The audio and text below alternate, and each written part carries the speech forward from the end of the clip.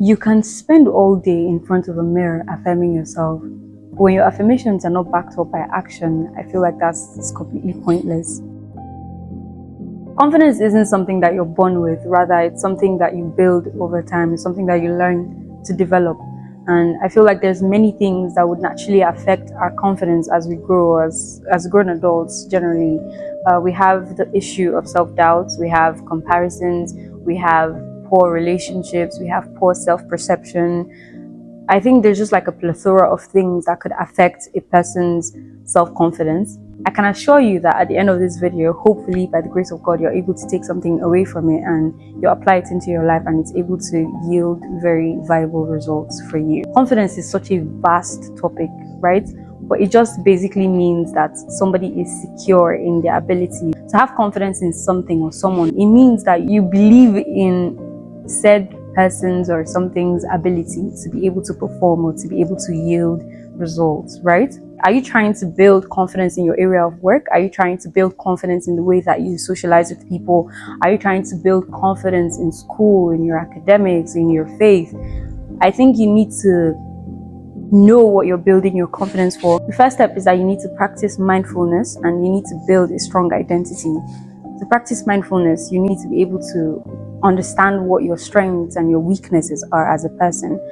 I feel like this is where affirmations come in. It's where you are able to just like, you understand your weaknesses, right? You understand the areas in your life that you need to work on, and you are able to just still be there for yourself and stand strong and be able to tell yourself like, oh, I can do this. I am strong enough. I am powerful enough. I am smart enough. I think this is where affirmations come in. But these affirmations, you have to be able to back them up with actions in order to be able to actually accomplish what you're looking for. You feel me?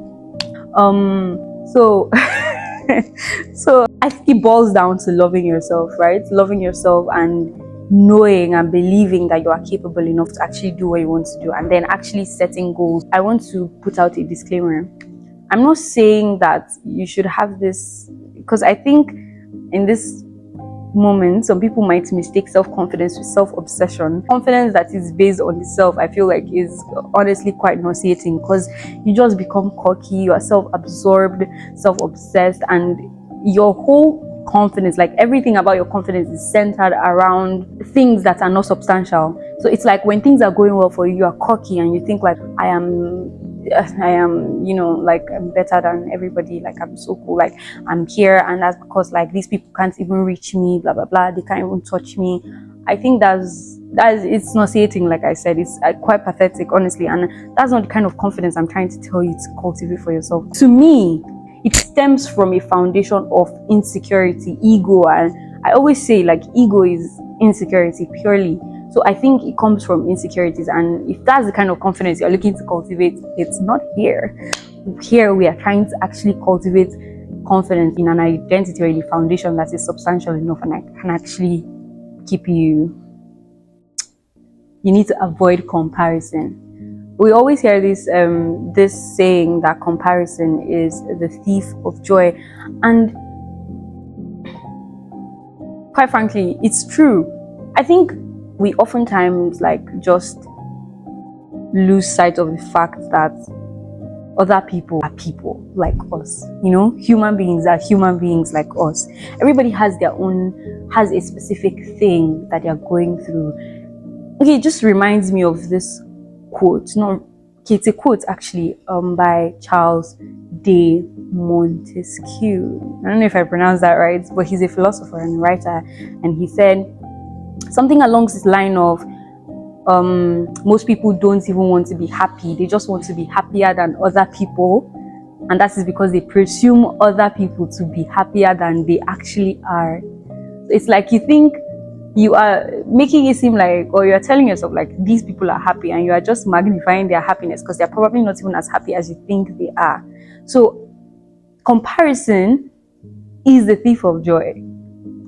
When you're comparing yourself to people, you fail to actually see your own, like you fail to actually see yourself. You're just focused on what they have and what you don't have, or what they can do and what you cannot do, and you are unable to actually see what you have and what you can do and what you can offer, right?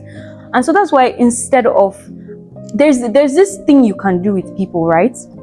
Instead of comparing yourself with people, you could actually just take inspiration from them, right?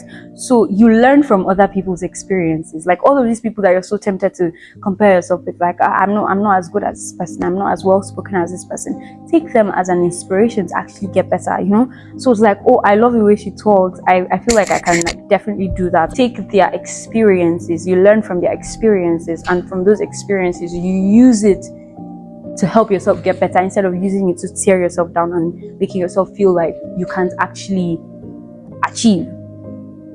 You feel me? Because I feel me.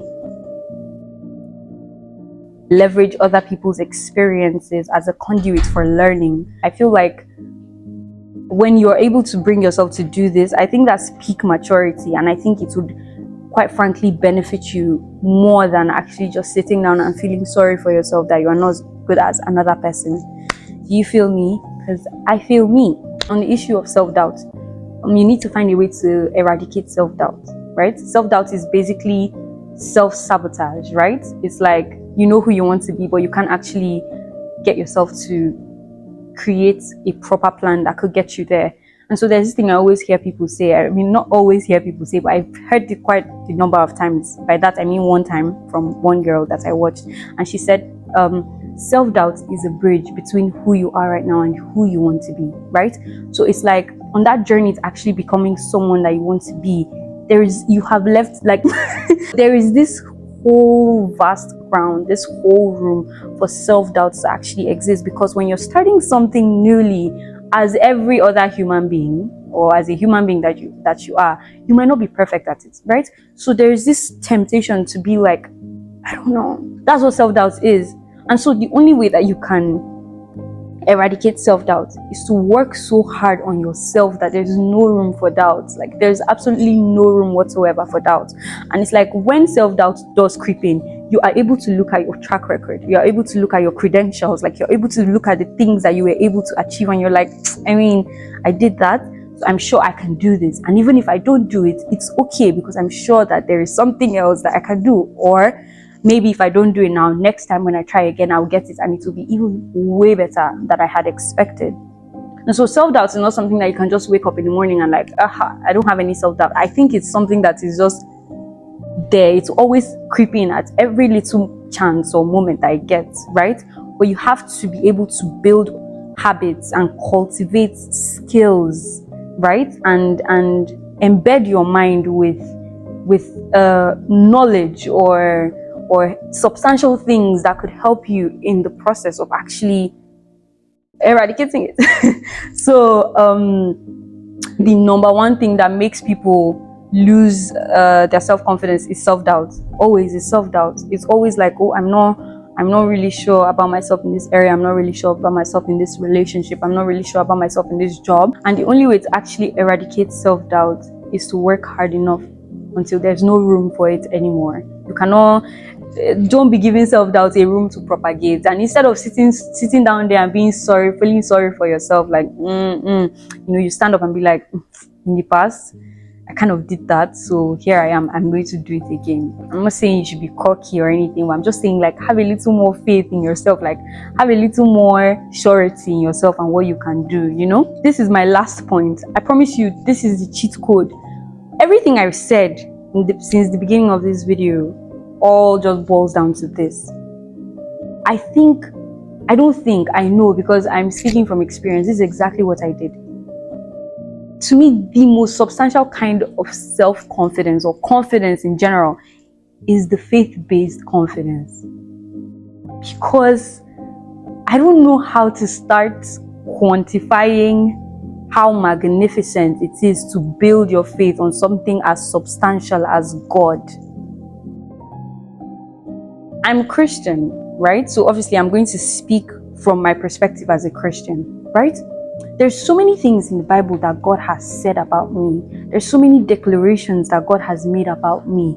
So many beautiful things that he said and that he embedded in me when he was creating me, right? And all I need to do in order to discover those secrets, in order to discover those things, is to just put my head in the Word. This kind of confidence is not dependent on external circumstances. The world is burning, right?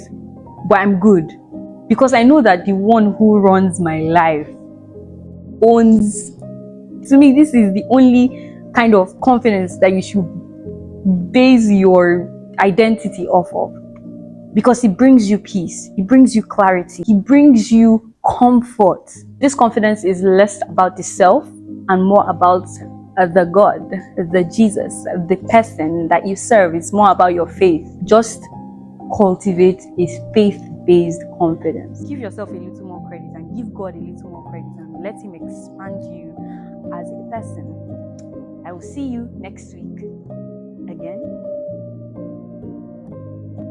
Bye.